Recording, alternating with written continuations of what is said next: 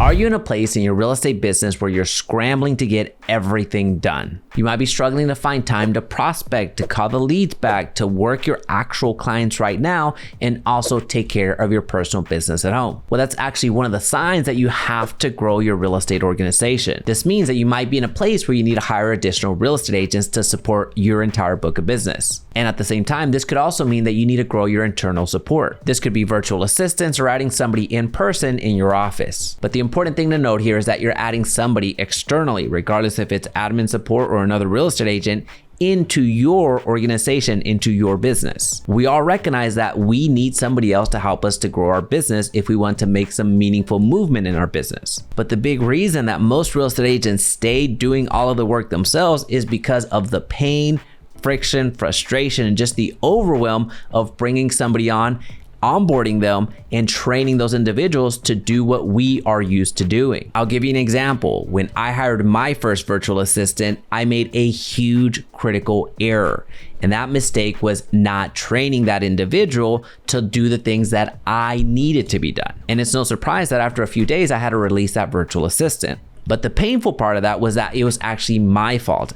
I was the one that didn't train her. I was the one that didn't put up my end of the deal. Had I slowed down and actually taught this virtual assistant on what I needed to get done and also showed that VA how it was actually done, chances are we could still be working together. But having learned from that experience and having worked with over 50 virtual assistants since then, there's a few things that I've learned to help grow my real estate team pretty quickly. And this process is going to work very similar regardless of what you're hiring for. Whether you're hiring a virtual assistant, a cold caller, you're bringing on a buyer's agent into your real estate team, whatever the case may be, whatever role you're looking to fill, the process is going to be relatively the same. First, you need to identify what you need help doing. Do you need a buyer's agent to go and show homes? Do you need a real estate agent that's going to take care of the back office, or somebody that is more like a transaction coordinator? Really identify and have clarity on what you actually need help doing. The second thing is determining what type of hire is necessary in order to execute on those tasks that you need. As an example, can a virtual assistant do everything that you're looking to do? Or is it real estate specific tasks that only a real estate agent is supposed to,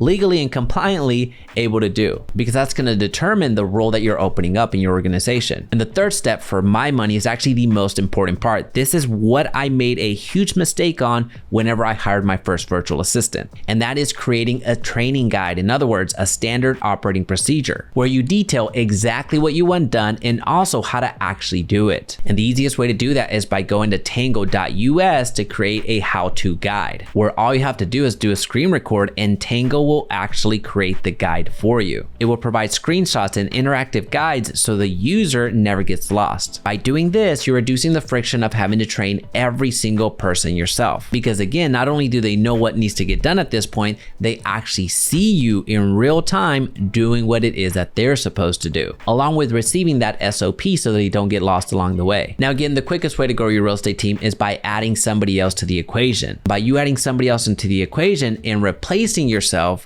you are now putting yourself in a position to do activities that actually produce revenue, while the rest of the organization fulfills the responsibilities that you entrusted them with. Now, if you found value in this video, go ahead and comment SOP down below. And for another video on how to grow your real estate business, check out this video right here.